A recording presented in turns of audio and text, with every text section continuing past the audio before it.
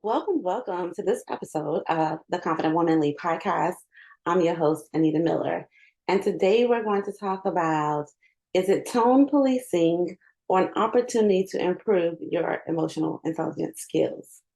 So, tone policing, for those of you who may not be aware, is when the way something is said is policed, specifically in the case we're going to talk about today, in the workplace. And for many women who are Black, this happens a lot because society has told us all, whether you're Black or of another race or ethnicity, that the way in which Black women say things is aggressive, is offensive, is hostile, right? And so what happens in the workplace is that people attempt through bias sometimes to try to police how we say things, when we say things, even what we say. Today, we're going to focus on the how because your tone is a matter of how you said the thing, not necessarily what you said, but how you said it. And so we're going to talk about, is there validity in if your boss comes to you and says that you might want to readjust how you say something, or is it their bias? And then how do you know for yourself, was I out of pocket? Did I let my emotions get the best of me, and so therefore my tone get the best of me? Or were they out of pocket? Right? Because we don't want to make adjustments or internalize rather, things that are not ours to own. We want to do our work. And so, in order to know what is our work, we have to be clear about that. And I see from coaching so many women that we are unclear of when it's us, like our self awareness around when it is something we need to improve upon and when it is something that is being projected on us. We are unclear about that. So we take it all in and we make it mean something about who we are. And oftentimes what that means is that we start playing small, we start shrinking, we start second guessing what we want to say because we don't want to be offensive. We don't want people to see us in the light that they have projected onto us. But what that also means is that your voice goes unheard, that when you communicate, you don't communicate with confidence. And if you want to be a leader, if you want to get promoted, if you want visibility, then you need to be able to speak with confidence. And right now, a lot of you are not doing that because you feel scrutinized, you feel unsafe even to say what you want to say in a way that maybe feels comfortable to you in any given moment in the workplace. So, do you need to improve your emotional intelligence skills or are you being tone policed? Let's get into it. So, let's paint the picture of you're in a meeting, it's a high stakes meeting. You are presenting a crucial project update to your team, and there are senior leadership people in the room. Whether that senior leadership looks like your leadership team, management, executives, C suite, whatever that looks like to you. And you're nervous, but you have done your work. You have prepared meticulously. You've probably over prepared, and your delivery is confident and it is clear, sis. But then during the Q&A session, a colleague questions your approach. So they are questioning what you're proposing. And you respond to that person and you respond directly and assertively, and you think that your response was appropriate and clear. However, after the meeting, your boss pulls you to the side and they tell you that while your presentation was wonderful and your talking points were valid, the way that you responded could have been softer, gentler, more diplomatic. You're caught off guard, like taken aback because in your mind, there was nothing wrong with what you said or even how you said it. So you don't understand. The feedback that you receive feels like you're being tone policed. It's the critiquing of how you said something rather than acknowledging even what you said.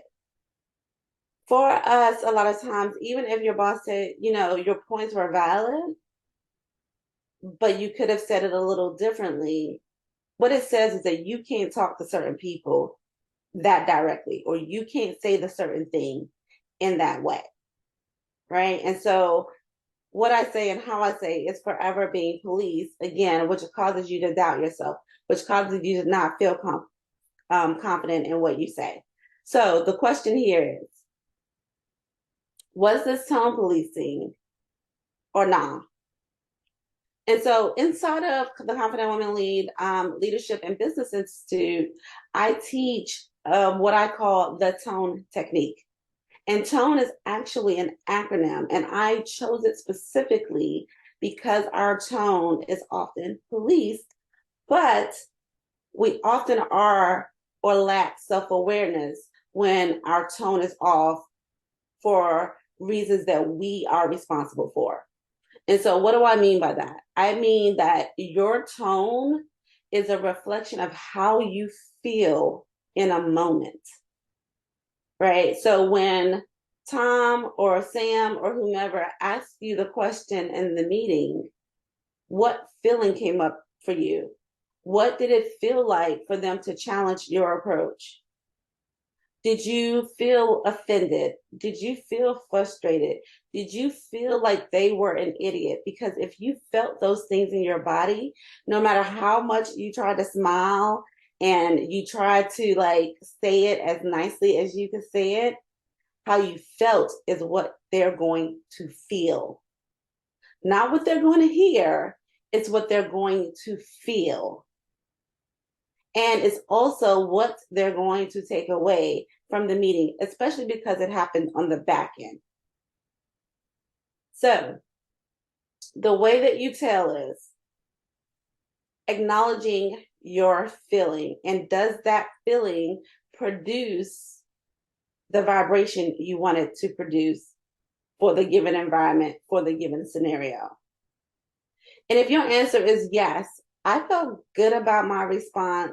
There was nowhere in my body where I was annoyed, where I was like, the audacity of them, who do they think they are, etc. Then you're good. But if you're like, oh, but wait, maybe I did feel a way. I didn't even realize I felt that way. Then I want to offer you a high level version of my tone technique. Again, we go over the tone technique in a lot of different examples, not just in a meeting, but you can use this technique throughout your workplace to from creating an agenda, from managing not just what you say, but how you say it in every scenario, right? So here is how it works. The T in tone, right? Remembering that tone technique, the tone is an acronym. The T stands for think for a moment. Before you speak, just take a minute to pause. Don't be so quick to respond. Take the moment to listen, to let it digest, to see how it feels in your body. This pause allows you that opportunity to collect your thought, to ensure that your response is clear and intentional. It's about creating a moment where you can be mindful, and it will help you stay composed and focused on what you want as an outcome from this meeting, as opposed to reacting to what someone has thrown your way. So an example of this would be in the meeting, when the colleague questioned your approach, instead of responding immediately, I would have taken a moment to breathe and to think.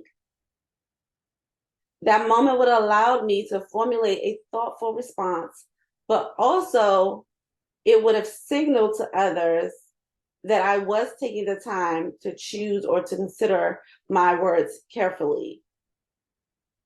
Right? So don't be so quick to be like, I have the answer. I know all the things. I'm right and you're wrong. Or you get on my dang nerves and then respond from that place. And then the O in the tone technique. So the T is for think for a moment. The O is observe where you are. Be aware of your surroundings and the context, the timing for which you are communicating. This includes understanding the dynamics in the room, the personalities involved, and the cultural nuances at play. So much of managing other people, from managing how you respond to managing your tone to managing office politics, is paying more attention to the room, to what's going on around you. Now, we often pay attention to the room when someone is saying something stupid, right? Our face normally says, what the heck is going on, right? So we're listening and we're so involved in what it means to us that we miss, what do other people's face look like? What do their demeanor look like? Who is sitting as if they hold the authority in the room? Who is asking questions? Who's not? Right? Sometimes it's just helpful to have a person in a room where you look at their face and they sigh to you whether you should touch something or you should just leave it alone. You look at your boss' face to give them a nod that maybe they should step in instead of you, because you already know that the way you're going to collect such and such is not how you want to present. So maybe it's best that they answer in this case as you try to collect yourself and get back to even. Paying attention to the room will tell you so much about when to speak, what to say, when you should wait till after the meeting, right? So, tone technique. T, think for a moment. O, observe where you are and what's going on where you are. Okay, we are going to stop here. We have covered the beginning of the tone technique. So we've covered T, think for a moment, and O, observe where you are. And I'm giving you some examples to think about that. I want to give you a moment to digest those two steps before we get into the N and the E. And I'm going to also talk about key takeaways in the next episode. So make sure you have subscribed to the podcast so you get that beautiful ping or notice to let you know that the next episode has come through. So remember, confident women lead because we know how to speak and when our speaking is on point.